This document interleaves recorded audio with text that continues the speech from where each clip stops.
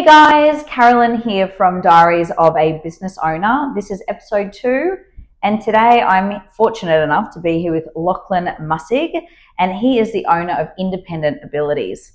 Now, this is not Lockie's first business. He has had a business in the past, but due to circumstances, he decided to close that business down. He then went and decided to go back and work for somebody else, and recently he's decided to open up his second business. So today we're going to talk about the challenges of business, the decision to close down one and then work for somebody else, and take the risk and have the courage to start again. Yeah, awesome. Thanks for having me. Okay, so the first one is, what were the biggest challenges that you faced when you transitioned from owning your own business and running your own race and then working for somebody else again? For me, I felt like the biggest challenge was a lot around having creative freedom.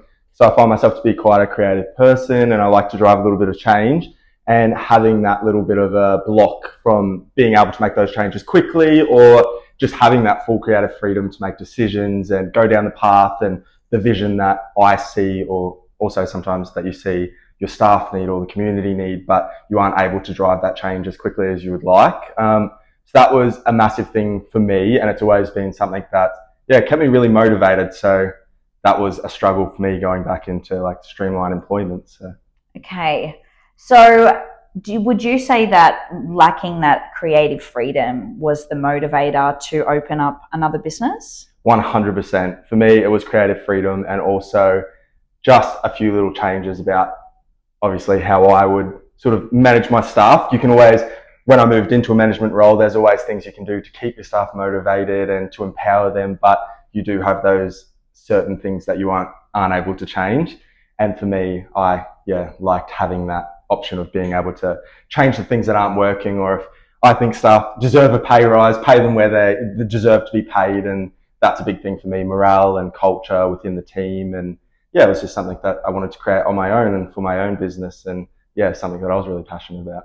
That is absolutely fantastic. Look, it sounds like I'd want to be employed by you if you just want to give out pay rises. That's fantastic. Lovely. And, you touched on a very important thing about business, the morale, making sure the culture is right. 100%. Because without good culture, small businesses especially, they fall apart very quickly. 100%. And I think that you really need people that believe in what they're doing and want to be a part of the bigger picture as well. So being able to really hand select those people, find people that have the same passion that aligns with your values is so important to create what you're trying to create as well. So absolutely. Now, look, you probably know better than anybody that there's so much risk around 100%. running your own small business, not only running it, but starting it, and after having a business that you decided to close down and then wanting to open up a second one. How has your mindset around risk changed from business 1 to now Independent Abilities business 2?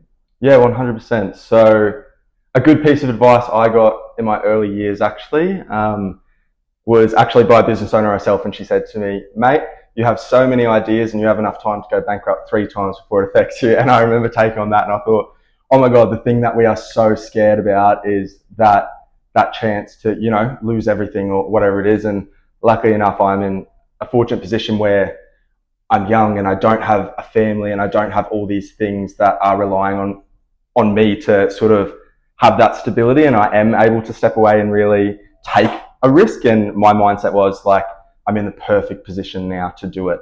There's nothing, but I can fail. Yes. I'm not going to, but I can, and everything would be okay. So for me, it was just taking that initial risk and just doing it. And that was another great bit of advice that I've often got as well, is that we hold on to our ideas or our passions and we avoid starting, or we think it's not the right time, and maybe one day or in a year's time I'll be in a better position, and then a year comes and we don't do it, and then another year comes and we don't do it, and we look back and we go, oh my God, I really wish I did that. So I think just biting the bullet and going, you know what, today's the day. I'm going to start somewhere. It doesn't matter where I start, but I'm starting. And then from that point, you just keep going. And if you're fortunate enough to be in a position where you don't have to leave your full-time job, or you can have income on the side and work on it as a passion project, and that's perfect. And sometimes we also don't have that opportunity. But luckily enough for me as well, this was sort of yeah, it does feel like a passion project. So you know what I mean? And I don't need to pay myself a lot of money in the start to get by, and I am able to take that risk. So Fantastic. Well, that's some pretty good advice there. Just start. That's probably one of the best pieces of advice I've ever been given in business. So many times we wait for everything to be perfect, and by then we've missed the boat. yeah, So just taking that risk and jumping right in and just starting. That's really good advice, absolutely. Lachie. So what have you learned? So there would have been a lot of lessons learned from business number one. Yep, yeah, absolutely. What are the big takeaways that you learned from business number one that you're implementing into business number two that upon the implementation it's going to be successful? Yeah, there's a couple of things actually. One of the biggest ones for me was a personal thing, and it was actually something I needed to change with myself, and that was I would get way too emotionally invested. So obviously we do have participants that are quite vulnerable or going through a difficult time, and you might have some that have very supportive families and they're supporting them every step of the way and getting them the care that they need, and then you have others that don't have that. So I think for me, that often touched on my heartstrings, and I wanted to do more, but I had to remember that that's outside of my scope. I can do as much as I can, but there's a certain time where I need to step away, and it's not something I can assist with, and it's for someone else. And I did struggle with that a lot, and setting those boundaries, and also taking time for myself, so re-energizing, making sure I don't bite off more than I can chew, and I have the time to step away and do all those other things for the business and things like that. So that was really important. Oh my God, I forgot. I think that's really great advice. You've said you weren't creating healthy boundaries in business number one, which leads to burnout very quickly. Yeah, 100%. Right, and it is, you're a heart person, and you're invested in the people that you work with, which is wonderful knowing that, especially working with disabilities. Yeah. So that's great to know. But you've also identified that it's good to care about your clients, but you need to care about yourself as well. 100%. So that's really good advice. So what strategies have you put in place to create those healthy boundaries in business number two? Yeah, so for me, last time I was working like 6 days a week, sometimes 7, sometimes not having a day off in a month and something like that. So this time it was really important. I sort of set my schedule for me. So I gave myself Monday, Thursday, Friday.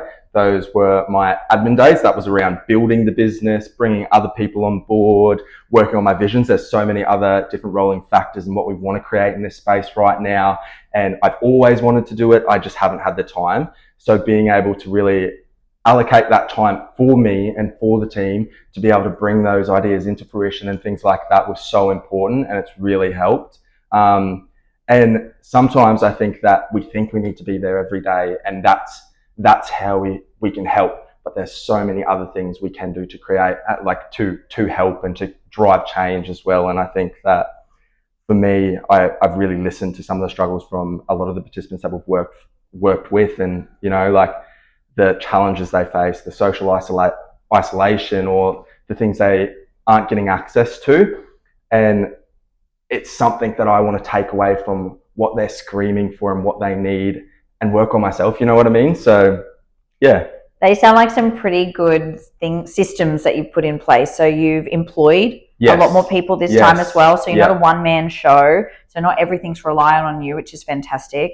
And you touched on the importance of working on the business as a small business owner, not just working in the business. Because when you're working face-to-face with clients, although you get that, that great interaction, and, that you're building rapport and you're creating great relationships, for every minute that you spend face-to-face with people, you're not spending that time building the foundations 100%. that are required to support a growing business and a successful business long-term. So that's really good advice. Absolutely. Thanks, Lachie. That's all right. So I've really only got one more question for you, and that's, there are people that are going to be listening to this video or watching this video, and they've already got a failed business. Maybe they've got more than one failed business under their belt, and they're really struggling working for somebody else, and they really want to do it again on their own. They want to start their own enterprise again, but they're just lacking the motivation. They've been hit one too many times. What is the advice that you would give to those people thinking about doing it again? I think Nike says it quite well, but just do it. If you are passionate about something and you have a dream, it is within your power to create whatever you want. And I think for me, that was so important. And it's something I think like, I can't do that, or it's not going to work. I'm going to fail. Like, what are people going to think of me? And it's all these thoughts that go through our head, and then we put it off and we don't do it. I remember I was speaking to you about this one day in the gym, actually, and it was one day I was just driving through the city, and I remember I was just looking around at everything and all the businesses, the buildings, everything. And I remember thinking, nothing is impossible in this world. Like, our biggest barrier is this, our head. It's that little man that says, it's not going to work. Like, people are going to judge you, you're going to fail. And I feel like when we're able to remove those components from our mindset and our thoughts and tell ourselves, you know what, I've got this. It's going to work. I'm going to do everything in my power. Things follow. And yeah, I think feed your mind with the thoughts that it needs to succeed and just do it. Yeah, I reckon. I think that's some pretty awesome advice that you've just got here from Lachlen. So, just do it. Thanks, Nike, for that one. But also, you're 100% correct. It's the mindset. If you think you can't, you can't. And if you think you can, you can. So if you're considering starting another business out there, just do it. Well, we really hope that you got some great content out of today's episode of Diary of a Business Owner. I really appreciate you taking the time, Lockie, to spend some time with me and share some insights into your journey. It's been fantastic chatting with you. Thanks so much for having me. And to all of you guys out there, either starting a business, running a business, or contemplating, starting again, we wish you all the very best. Have a great day. Good luck.